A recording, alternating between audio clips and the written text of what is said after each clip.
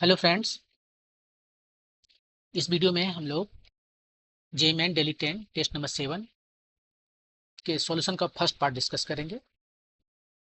First part में 5 question हैं, उसको हम लोग डिस्कस करेंगे। तो पहला क्वेश्चन क्या है? पहला क्वेश्चन है कि ये particle moves in X Y plane.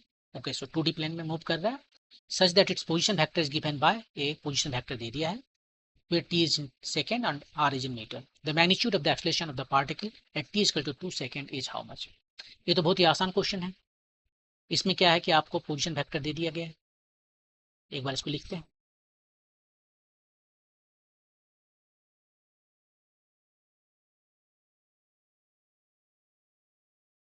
ये है आपका पोजीशन वेक्टर। आपको निकालना क्या है? आपको निकालना है एक्सलेशन। इसको 2 बार डिफ्रेंशिएट करेंगे, एक्सलेशन निकल जाएगा। एक बार डिफ्रेंशिएट करते हैं तो हमें क्या निकलता है? वेलोसिटी। डिफ्रेंशिएट कीजिए इसको। 2t स्क्वायर का हो गया 4t डिफ्रेंशिएशन, माइनस 3t का 3 हो गया, टी क्यू का 3t स्क्वायर हो गया और माइनस 4t का 4 हो गया। ये है एलोंग वाई एक्सिस। इसके बाद में एक्सलेशन निकालना है तो एक बार और डिफ्रेंशिएट करते हैं। 4t का 4 हो गया और माइनस 3 का 0 हो गया। 4 हो गया along X axis. Y axis में 3t स्क्वायर का 60 हो गया और माइनस 4 का 0 हो गया। ये आपका एक्सलेशन आ गया। अब ये एक्सलेशन कांस्टेंट नहीं है, टाइम पर डिपेंड करता है। ये वेरिएबल है, टाइम पर डिपेंड करता है। ये जो है सो टाइम का फंक्शन है। और आपसे पूछा गया कि टी इक्वल टू 2 सेकंड पर ये इसका वैल्यू कितना होगा। तो एक्चुअली मैग्नीट्यूड पूछा गया है। तो सबसे पहले हम वेक्टर ही निकाल लेते हैं। टी इक्वल टू 2 पर ये कितना आता है? टी की जगह पर सिंपली 2 सब्सटीट्यूट कीजिए। ये आ गया आपका वैल्यू। और यदि इसका मैग्नीट्यूड पूछ रहा है टी इक्वल टू 2 पर, तो वेक्टर दिया हुआ है, मैग्नीट्यूड आप निकाल सकते हो। एक्स कॉम्पोनेंट का स्क्वायर प्लस वाई कॉम्पोनेंट का स्क्वायर प्लस जेड कॉम्पोनेंट का स्क्वायर और सबका स्क्वायर रूट। ये कितना आया? 160। 160 को आप लिख सकते हो 4 टाइम्स स्क्वायर रूट ओवर 10। और स्क्वायर रूट ओवर 10 का वैल्यू आपको याद रखना चाहिए 3.16। और ये कितना आया? 12.64 मीटर पर सेकेंड स्क्वायर। ऑप्शन देखिए, ऑप्शन सब इंटीजर में है, तब हम राउंड अप करेंगे। 12.64 को हम 13 लिखेंगे, 12 नहीं लिखेंगे, और यही आपका आंसर हो जाएगा 13 मीटर पर सेकेंड स्क्वायर, ऑप्शन नंबर 3। तो ये काफ़ी आसान है। पोजीशन वेक्टर दे दिया है और आपसे पूछा है acceleration at some particular time. Position vector को एक बार डिफरेंशिएट कीजिएगा तो वेलोसिटी निकलेगा, 2 बार डिफरेंशिएट कीजिएगा तो एक्सलेशन निकलेगा। और एक्सलेशन में टाइम के वैल्यू रखकर आपको मैग्नीट्यूड निकाल लेना है। ओके, मूव करते हैं नेक्स्ट क्वेश्चन पे। A body of mass m is projected vertically upward with velocity v0. If the air resistance is negligible, the time taken for the body to reach its maximum height is t1. Maximum height पर उसका velocity 0 हो जाता है। ये है case number 1। Case number 2 है if the air resistance acting on the body is के we square. First case में एयर रेजिस्टेंस नहीं है। सेकंड केस में एयर रेजिस्टेंस है जिसका वैल्यू दिया हुआ है के वी स्क्वायर। वी क्या है? वेलोसिटी, और के कांस्टेंट है। इसका मतलब एयर रेजिस्टेंस जो है वो कांस्टेंट नहीं है, वो वेलोसिटी पर डिपेंड करता है। वेलोसिटी ज़्यादा होगा तो एयर रेजिस्टेंस ज़्यादा होगा, वेलोसिटी कम होगा तो एयर रेजिस्टेंस कम होगा। Okay, time taken for the body to reach its maximum height is s2। Air resistance के प्रेजेंस के केस में टाइम टेकन जो है to reach the maximum height is t2 है। और फर्स्ट केस में जब एयर रेजिस्टेंस नहीं था तो t1 था। कहीं लिखा हुआ है t1 और यहाँ पर t2। यही दोनों में रिलेशन बताना है। तो देखिए हम क्या करते हैं, हम इधर चलते हैं केस नंबर 1। केस नंबर 1 मतलब नो एयर रेजिस्टेंस। ये तो बहुत सिंपल वाला चीज है। ये बॉडी है, इस पर कौन सा फोर्स लग रहा है? अकेला फोर्स लग रहा है mg, वो भी नीचे लग रहा है। तो इस पर जो एक्सलेशन है वो कितना है? माइनस जी। एक्चुअली माइनस जी मतलब रिटार्डेशन हो गई। तो इसको ये ऊपर जा रहा है और इस पर इस फोर्स से ये आके लग रहा है आपका वैल्यू। ठीक है, तो ये आपका जो है सो जो रिटार्डेशन का वैल्यू है वो जी है, कोई एयर रेजिस्टेंस नहीं है। लेकिन सेकंड केस में हम यदि इधर देखें, जब एयर रेजिस्टेंस है तो आपका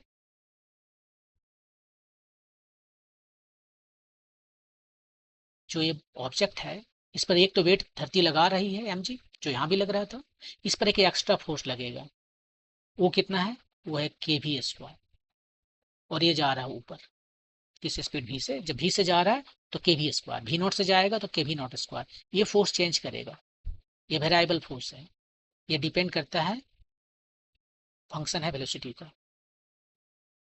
ठीक है, ये चेंज करता है। तो इस केस में एक्सलेशन कितना होगा, एक्सलेशन होगा, पहले देख लीजिए नीचे कितना फोर्स लग रहा है, एक mg लग रहा है, एक के भी स्क्वायर लग रहा है, ये फोर्स है, उसको मास से डिवाइड कर देंगे तो ए आ जाएगा हमारा एक्सलेशन। और माइनस साइन दिए हैं क्योंकि हम ऊपर वाले साइन को पॉजिटिव लेते हैं, तो नीचे वाले साइन को, यहाँ भी था ऊपर वाला साइन को पॉजिटिव लिए इसलिए नीचे ये लग रहा है, इस माइनस लिख रहे हैं, माइनस ये हो गया g plus K V square bye M, ये है इसमें, इस केस में एक्सलेशन। और ये फर्स्ट केस में एक्सलेशन था ये, इसको ये प्राइम कह देते हैं, ठीक है। अब ये दोनों में कौन ज्यादा है, ऑफ कोर्स ये ज्यादा है, मैग्नीट्यूड की बात करते हैं, दोनों में से जो मैग्नीट्यूड है वो किसका ज्यादा है, इसका है, तो रेजिस्टेंस के केस में ज्यादा है, ये ज्यादा है तो ये जल्दी रुकेगा या ये जल्दी रुकेगा, जहां पर रेजिस्टेंस ज्यादा है, एक ही स्पीड से छोड़ा गया है दोनों को, आप सोच लीजिए इसको ऐसे ही, यहाँ पर जो है सो कोई ऑब्जेक्ट है, इसको आपने भी नोट से छोड़ दिया, ठीक है, और इस पर एक फोर्स लगा रहे हैं, कोई एक्सलेशन लगा रहे हैं, ये देखिए एक्सलेशन लग रहा है, ऑपोजिट डायरेक्शन लग रहा है, तो कहीं पर जाकर ये रुक जाएगा।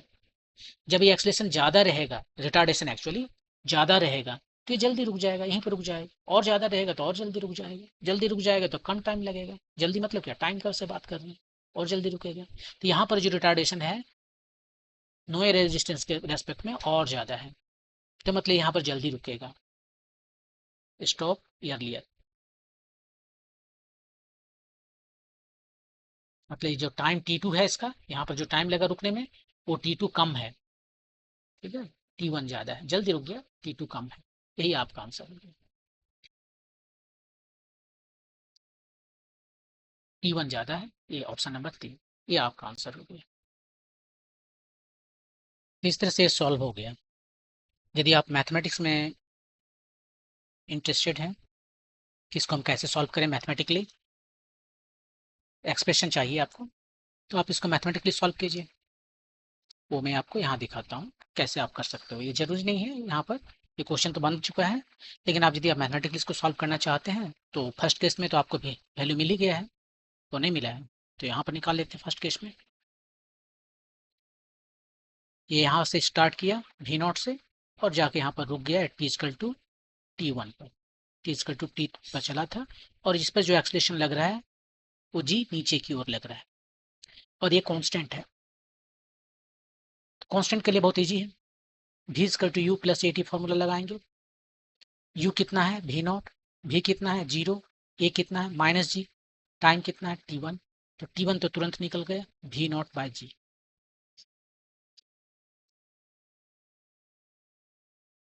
सेकेंड केस में देखते हैं, सेकेंड केस में जो है सो आप हमारा जो एक्सलेशन कितना है वो तो निकालें, यहाँ पर देखिए वो हमारा एक्सलेशन है minus G plus K V square bye M, acceleration को लिख सकते हैं डी भी बाय डी टी, ये वेलोसिटी है at some particular time, minus G plus K V square bye M, यहीं से आप इसको इंटीग्रेट कर लीजिए, भी वाला फंक्शन इधर है उसको भी की तरफ ले आइए, जी plus K V square by N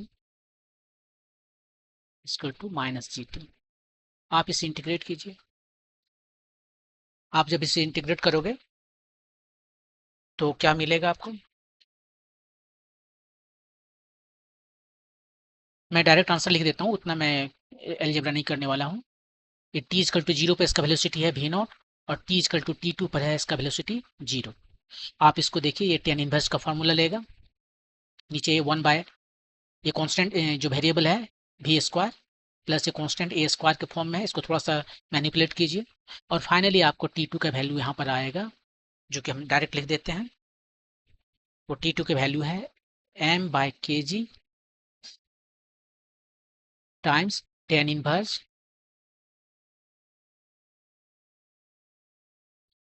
भी नॉट के बाय एम जी, ये वैल्यू आएगा T2 का। अब ये देखने के लिए कि T2 और T1 में कौन बड़ा है, यहाँ से तो बड़ा दिक्कत है, तो ऐसा करते हैं हम रेशियो ले लेते हैं, T2 और T1 का रेशियो ले लेते हैं। T2 में कितना है देख लीजिए, ये है m/kg और ये जो है सो V0 k/mg, और नीचे में यहाँ पर क्या करें V0/g लिखेंगे, राइट। अब इसको सिंप्लीफाई कीजिए ऐसे, ये ऊपर वाला 10 रहने दीजिए, 10 इनवर्स V0 k/mg, और ये नीचे में क्या आ गया आपका, ये है V0, और ये आ गया आपका यहाँ पर क्या आएगा, ये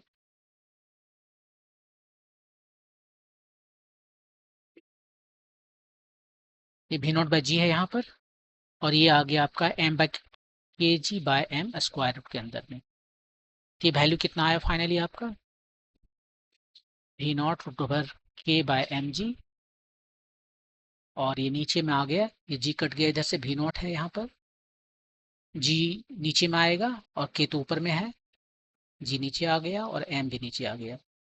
अब ध्यान से देखिए, a और ये दोनों एक्जेक्टली सेम है, 10 इनवर्स x/x, तो जिसको हम x कहते हैं, तो ये चीजें आपका आया।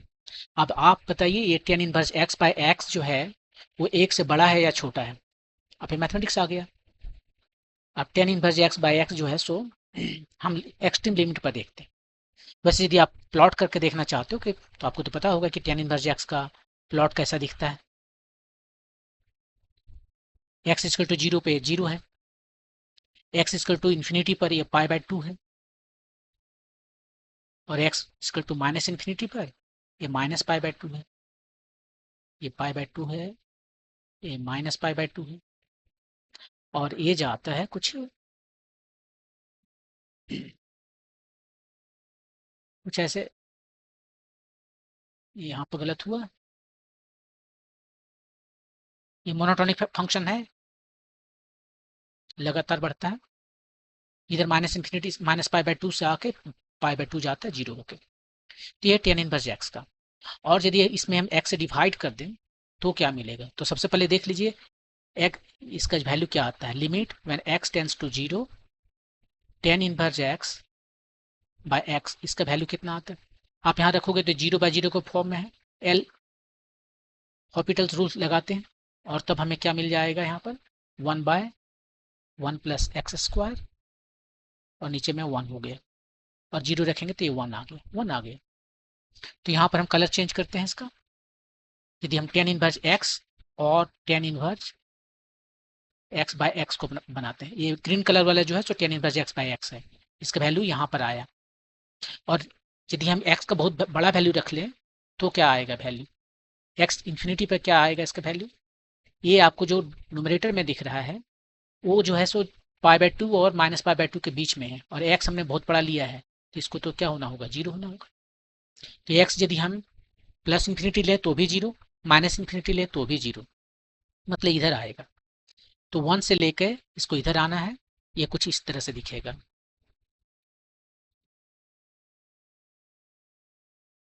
कुछ इस तरह से दिखेगा, ठीक है।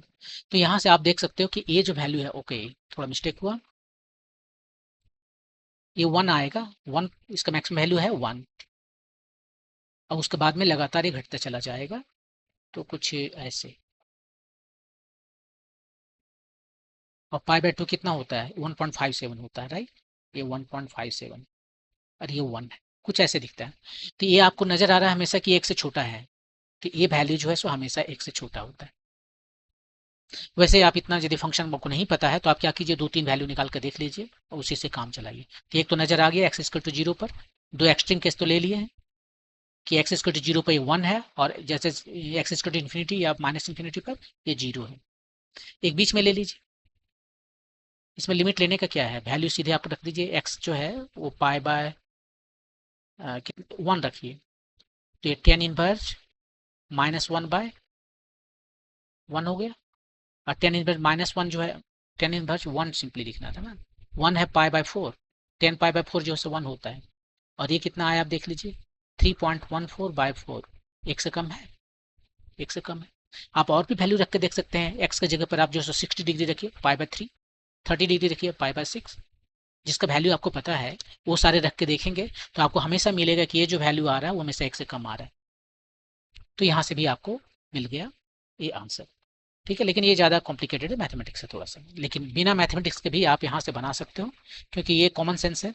यहाँ पर रिटार्डेशन ज़्यादा है तो जल्दी रुक जाएगा और इसलिए T2 का वैल्यू कम है T1 से। ओके, मूव करते हैं नेक्स्ट क्वेश्चन पे।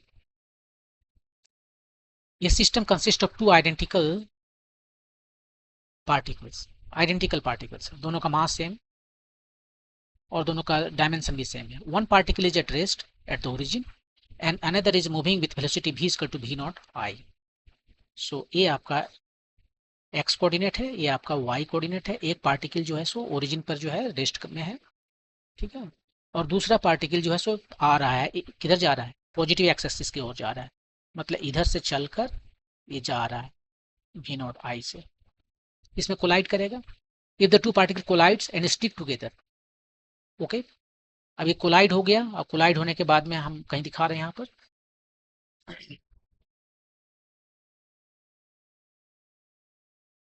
ये मैं कहीं और बनाता हूँ इसको। यहाँ पर जो है सो दोनों कोलाइड किया, ठीक है। टी इक्वल टू सम कोई टाइम है, टी इक्वल टू 0 पर, 0 से पहले का कोई टाइम को माइनस में बोल देते हैं, -1 में है कुछ ऐसे। यहाँ माइनस टाइम निगेटिव कहने का मतलब है कि जस्ट रेफरेंस टाइम है। यहाँ पर 0 टी इक्वल टू 0 पर कोलिजन हो रहा है, उसके पहले वाला टाइम मैं बता रहा हूँ।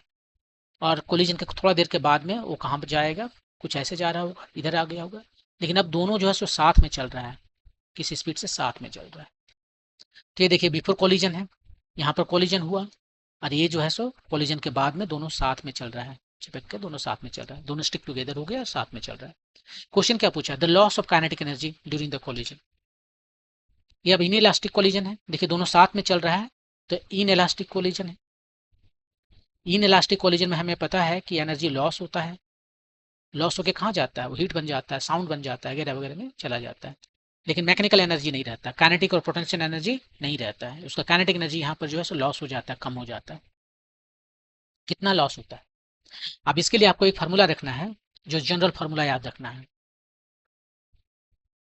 लॉस ऑफ काइनेटिक एनर्जी का जो फॉर्मूला है, डेल्टा के माइनस डेल्टा के बोलेंगे, माइनस फॉर लॉस, ये होता है half mu u1 minus u2 whole square times 1 minus E square.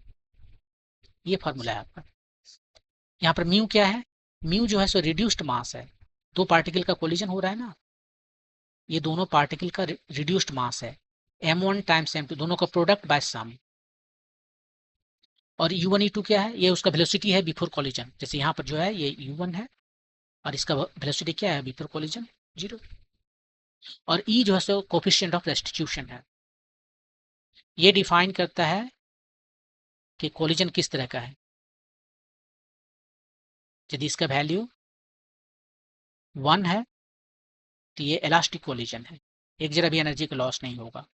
और ई यदि 0 है तो दोनों साथ में चिपक के चलेगा, वो इन इलास्टिक कोलिजन है और मैक्सिमम एनर्जी लॉस होगा। ई का वैल्यू 0 और 1 के बीच में रहेगा तो एनर्जी का लॉस जो है सो इंटरमीडिएट होगा।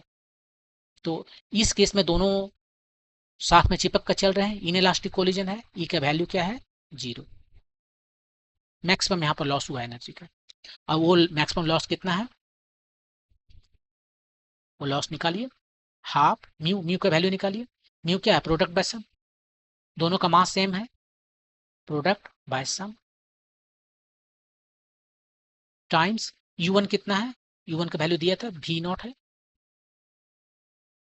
माइनस दूसरा का तो 0 है उसका स्क्वायर, 1 माइनस ई स्क्वायर, ई का वैल्यू क्या है, कोलिजन जो है सो इन इलास्टिक कोलिजन है तो ई का वैल्यू 0, स्क्वायर नहीं, स्क्वायर नहीं है, 1 माइनस ई स्क्वायर, तो 1 माइनस 0 स्क्वायर कितना आ गया, ये होता है m/2 हो गया, ये v not square, m v not square by 4, इतना एनर्जी लॉस हो गया। So option number 1। तो इस केस में आपको केवल ये फार्मूला याद रखना है कि जो एनर्जी लॉस होता है किसी भी कॉलिजन में वो होता है half mu, mu reduced mass है जो कि product of masses divided by sum of masses times V collision के पहले जो वेलोसिटी है उसका डिफरेंस का होल स्क्वायर, उसका जो डिफरेंस है उसका होल स्क्वायर, और एक टर्म यहाँ पर आएगा 1 माइनस ई स्क्वायर। ई जो है कोफिशिएंट ऑफ रेस्टिट्यूशन है, इलास्टिक कोलिजन के लिए का वैल्यू 1 है और इन इलास्टिक कोलिजन के लिए का वैल्यू 0 है। यही देखिए यदि एक इलास्टिक कोलिजन रहता तो ई का वैल्यू 1 हो जाता, 1 माइनस 1 0, लॉस कितना हुआ 0, कोई लॉस नहीं होता। तो ये फार्मूला जनरल फार्मूला है, आपको याद रखना है, ठीक है। और यदि आप इसे नहीं याद रखोगे तो आपको यहाँ तक एक्चुअली यही काम करना पड़ेगा, डिराइव करना पड़ेगा। आप क्या कर सकते हो यहाँ पर, यदि ऐसा नहीं किया आपने तो फिर आपको एग्जाम में ये सारे कैलकुलेशन करने पड़ेंगे। पूरा कैलकुलेशन कीजिए और उसके बाद में आप बताइए। कैलकुलेशन ये है कि कंजर्वेशन लॉ ऑफ मोमेंटम लगाइए। ये देखिए ऐसे है, ये इधर से चल रहा है, यहाँ पर रुका हुआ है, ये दोनों अब यहाँ से साथ में चलने लगा। मान लीजिए कैपिटल भी से चल रहा है, ये भी नोट से चल रहा है, ये रुका हुआ है। तो conservation law of linear momentum लगाते हैं। शुरू में कितना मोमेंटम है, एम भी नॉट प्लस 0, इसका मोमेंटम है एम भी नॉट, इसका है 0। कोलिजन के बाद में दोनों साथ में चल रहे हैं मिलकर, तो मास हो गया एम प्लस एम और उसका वेलोसिटी है कैपिटल भी। तो कैपिटल भी आपको आ गया कितना, भी नॉट बाई 2, ठीक है। तो एनर्जी लॉस कितना हुआ है, शुरू में कितना एनर्जी है, हाफ मास वेलोसिटी है भी नॉट स्क्वायर, बाद में कितना एनर्जी है, हाफ मास कितना है, साथ में मिलकर चल रहे हैं भी स्क्वायर। तो ये आ गया 2m डिवाइडेड बाई 2, ये वाला v का वैल्यू है भी नॉट बाई 2 का होल स्क्वायर। तो ये आ गया आपका 4 भी नॉट स्क्वायर, मास भी रहेगा, मास भी nought square.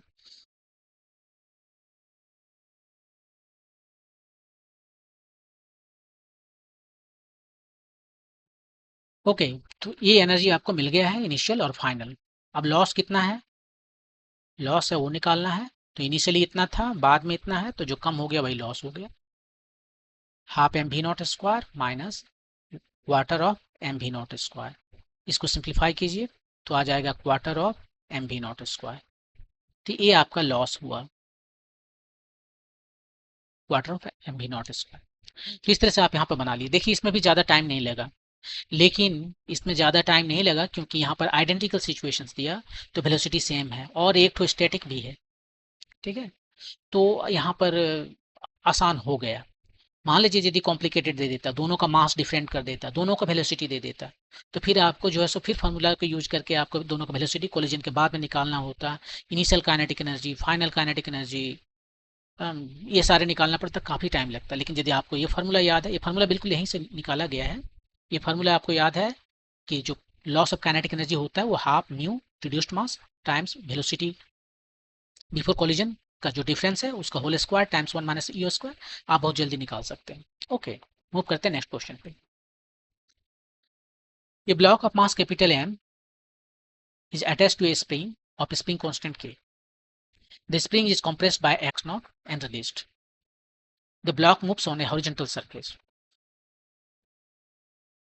If the coefficient of kinetic friction between the block and the surface is mu k, the distance moved by the block from equilibrium position before coming to the rest for the first time is how much?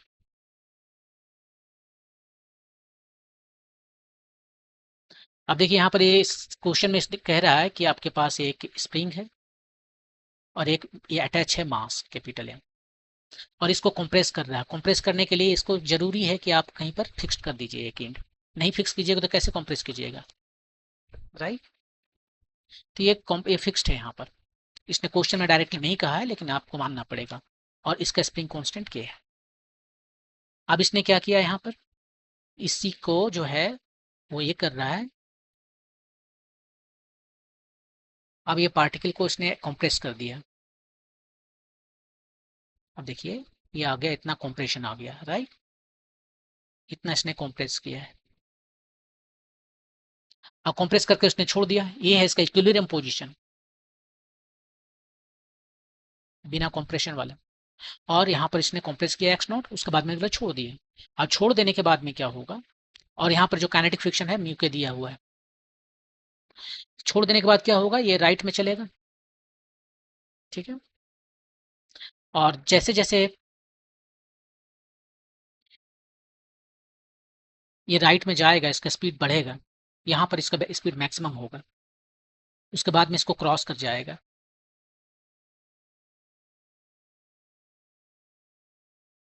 ये line यहाँ पर है, इसको cross करके कुछ इधर आ जाएगा। ये कितना है वैल्यू, कुछ एक्स से मान लेते हैं।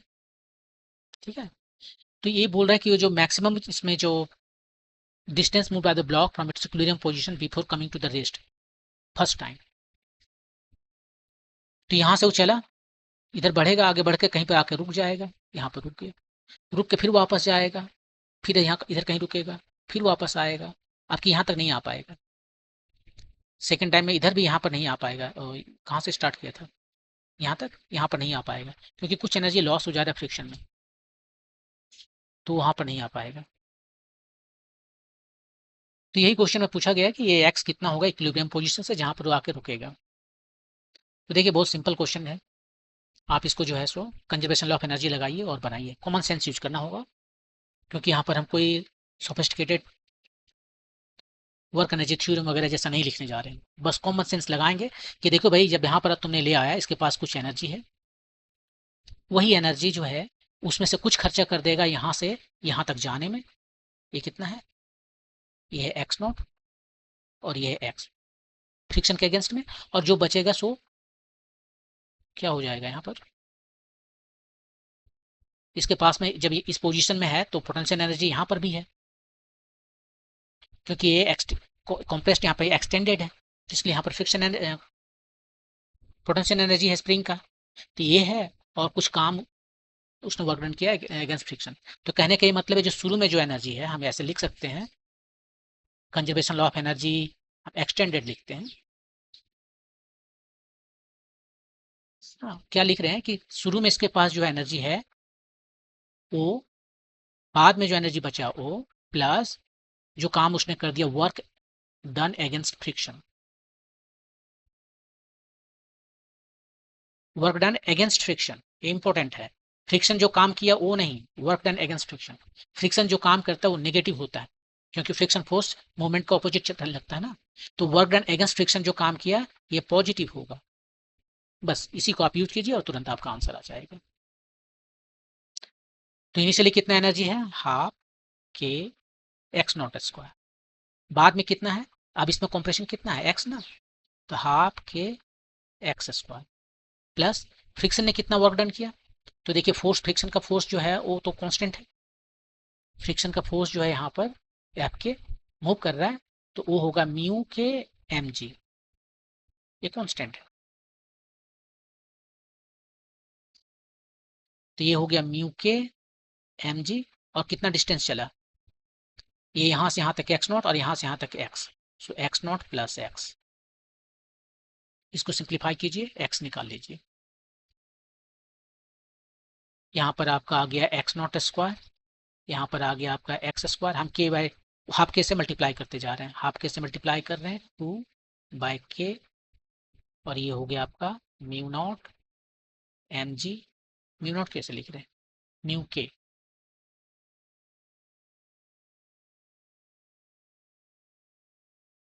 X not plus x.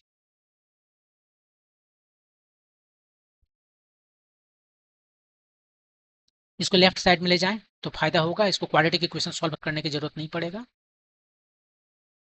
2 mu के एम जी बाई के, इधर हो गया आपका एक्स नॉट प्लस एक्स, ये a square minus b square का फॉर्म में लिखें तो हम लिख सकते हैं एक्स नॉट प्लस एक्स और एक्स नॉट माइनस एक्स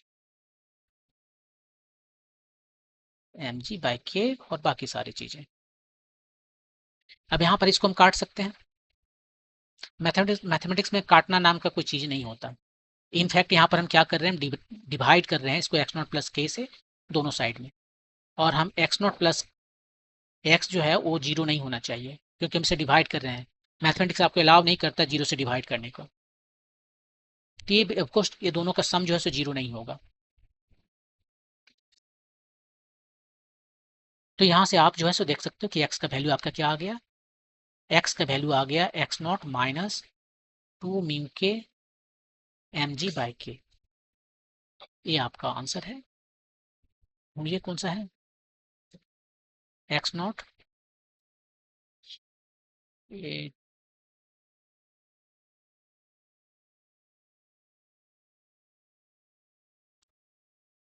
यहाँ पर ऑप्शन जो है उसमें थोड़ा सा मिस्टेक है। सही ऑप्शन ये देखिए, आपका यहाँ पर लिख देते हैं। ये देखिए सही ऑप्शन है यहाँ पर, और आपका जो आंसर है वो हो गया ऑप्शन नंबर 3, x0 - 2 म्यू के mg/k, ये आपका आंसर हो गया। तो इसको आप काफ़ी इजीली बना लिया यहाँ पर। ऐसे यदि आप चाहते तो यहाँ पर आप कह सकते थे कि हम इसको वर्क एनर्जी थ्योरम से बनाना चाहते हैं, तो उससे भी बना सकते थे, सेम चीज़ आएगा। आप लिखोगे work done by, work energy theorem हम लिख रहे हैं, work done by all forces equal to change in kinetic energy. अब काइनेटिक एनर्जी मतलब kinetic energy final, kinetic energy initial, बाद में भी वेलोसिटी जीरो है, शुरू में भी वेलोसिटी जीरो है, तो change in kinetic energy zero है। तो यहाँ पर वर्क डन बाय दो फोर्सेस है, एक है फोर्स स्प्रिंग जो कि पोटेंशियल एनर्जी देगा, और दूसरा है वर्क डन बाय फ्रिक्शन, ये दोनों मिलकर जीरो होंगे। वर्क डन बाय जो स्प्रिंग है, इंटरनल एनर्जी है, वो उसका एनर्जी को कम करेगा, ये हुआ। इक्वल टू माइनस इधर चलते हैं, ये डब्ल्यू फ्रिक्शन जो है, सो माइनस डब्ल्यू फ्रिक्शन यहाँ पर है, माइनस को माइनस लिखे, फ्रिक्शन कितना काम करेगा, ये रहा फोर्स, फ्रिक्शन फोर्स, और ये रहा डिस्प्लेसमेंट इसका, x times x plus naught, minus minus plus हो गया।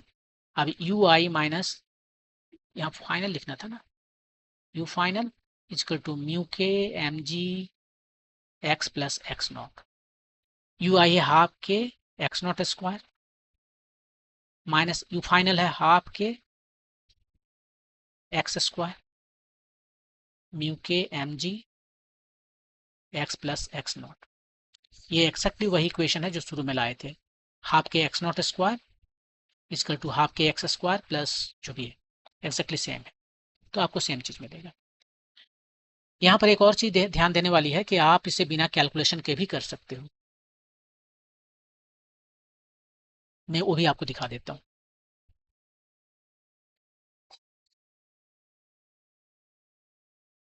ये देखिए आपके जो 4 ऑप्शंस हैं वो बिना कैलकुलेशन कभी करके मैं दिखा देता हूँ। इसको कहता हूँ method 3, without calculation, just common sense use करना है। पहले वाला x क्या है, x0 तक आएगा, ये हमारा जो स्प्रिंग है, इसको यहाँ तक हमने कंप्रेस कर दिया, इसका जो है इनिशियल पोजीशन था, और उसके बाद में वो चल के कहीं पर जाएगा, क्या उतना ही इधर आ सकता है क्या, यहाँ पर ये मीन पोजीशन है, राइट। इसको इतना कंप्रेस किया x0 से, ये वापस यहाँ तक आएगा, ये क्या x0 हो सकता है, ये हो सकता है यदि यहाँ पर कोई फ्रिक्शन एब्सेंट रहता तो हो जाता है, फ्रिक्शन यदि जीरो रहता तो हो जाता, फ्रिक्शन जीरो है नहीं है, तो x0 इसको हमेशा x से हमेशा कम रहना पड़ेगा, इससे ज़्यादा नहीं हो सकता, राइट। तो यहाँ पर ए गलत हो गया और ए भी गलत हो गया, ये भी बता रहा है कि x जो है सो ग्रेटर देन x0 है, और ये बता रहा है कि x जो है वो इक्वल टू x0 है, तो ये दोनों गलत हो गए। तो ये दोनों में से कोई एक पॉसिबल है, राइट, या तो ये पॉसिबल होगा या ये पॉसिबल होगा। तो इसको चेक करते हैं, ये तो हमारा आंसर है, इसको चेक कर लेते हैं, ऑप्शन नंबर 2, x0 इधर रखते हैं, x0 square k by 2 mu के mg, राइट। अब ये जो है यदि सही है तो म्यू के हर एक वैल्यू के लिए सही होना चाहिए, राइट, फॉर ऑल म्यू के। हम अपना मर्जी से म्यू के का कोई वैल्यू रख देते हैं, बहुत छोटा रख देते हैं, मान लीजिए फ्रिक्शन लेस कर देते हैं, जीरो कर देते हैं, तो जीरो कर देते हैं तो इसको कहाँ कन्वर्ट होना चाहिए, x0 बनना चाहिए, राइट। और ये आपका जो यहाँ पर भी आ रहा है x का वैल्यू, वो कितना दिखा रहा है, म्यू के यदि हम जीरो रखते हैं तो ये x0 आता है क्या, ये इन्फिनिटी हो जाता है, वो पॉसिबल नहीं है। यदि यहाँ पर फ्रिक्शन हम लगा दिए हैं, x को x0 से कम होना चाहिए था, और एक एक्सप्रेशन कह रहा है कि यदि हम इसको फ्रिक्शन लेस कर देंगे तो ये इन्फिनिटी तक चला जाएगा, वो बिल्कुल संभव नहीं है। तो यहाँ से ये गलत हो गया, तो जो आपका ऑप्शन है सही है वो यही है। तो देखिए इसमें मैंने कोई कैलकुलेशन नहीं किया, केवल एक ही कंसेप्ट यूज किया कि फ्रिक्शन है तो बाद में ये जो इसका एक्सटेंशन होगा वो इसका एक्स नॉट का जो वैल्यू है उससे कम ही होगा, क्योंकि कुछ एनर्जी खर्च हो जाएगा फ्रिक्शन में। बस इसी कंसेप्ट को हमने यूज किया, दो ठो इधर से डिस्कार्ड किया और तीसरा को हमने म्यू के जीरो रखकर वैल्यू देखा कि वो एक्स नॉट से कम आ रहा है या नहीं आ रहा। वो नहीं कम आ रहा, वो तो इन्फिनिटी हो गया, तो इसको भी हटा दिया, तो ये हमारा आंसर हो गया। ओके, और लास्ट क्वेश्चन ये हीट एंड थर्मोडायनेमिक्स से है। क्वेश्चन है कि an ideal gas undergoes adiabatic expression from P1 V1 T1, ये स्टेट पॉइंट है, to another state point P2 V2 T2, which of the following is correct. Gamma का value है, gamma मतलब जो है सो CP/CV है। देखिए यहाँ पे P1 V1 P2 V2 ये तो नहीं हो गया एडियाबेटिक में, ये आइसोथर्मल केस के लिए होता है। वो चाहे आइसोथर्मल हो या एडियाबेटिक प्रोसेस हो या जो भी प्रोसेस हो, गैस लॉ हमेशा काम करता है। PV/nRT जो है सो हमेशा होल्ड करता है ऑल द टाइम। तो यदि यहाँ पर ये P1 V1 लिख रहा है, इसका मतलब है कि P1 V1 bye T1 equal to P2 V2 bye T2, ये दोनों सेम चीज है। तो यहाँ पर आप देख सकते हैं यदि ये T1 सेम होगा तभी P1 V1 equal to P2 V2 होगा, तो ये तो नहीं होगा। ये हाँ ये होगा, ये आपको याद रखना है कि एडियाबेटिक प्रोसेस में P1 V1 gamma equal to P2 V2 gamma होता है। अब ये मुझे नहीं याद रहता है, तो मैं क्या करता हूँ, मुझे इतना पता है कि ये PV इक्वल टू nRT है, मैं इसी में सब्सटीट्यूट कर देता हूँ। ठीक है, ये क्या बता रहा है, ये बता रहा है PV gamma equal to constant है, राइट। मैं नेक्स्ट टाइम में जो है PV को कन्वर्ट किया TV में, P हटा दिया, तो PV इक्वल टू nRT से हम P हटा देते हैं, P को लिख सकते हैं nRT by V times V to the power gamma, ये कांस्टेंट हुआ। n कांस्टेंट है अपने आप, R भी कांस्टेंट है, T V का पावर हो गया कितना, गामा-1। अब नया कोई कांस्टेंट आ जाएगा, कांस्टेंट प्राइम। तो इसका क्या मतलब हुआ, T1 V1 गामा-1 इसका टू T2 V2 गामा-1 कांस्टेंट है, इसका टू T3 V3 गामा-1 इसका टू T4 V4 गामा-1। तो आपका ये भी सही हो गया, तो आपका ये दोनों ही सही है, इसका मतलब ऑप्शन नंबर 4 सही है। तो ये ऑप्शन नंबर 4 आपका सही हुआ।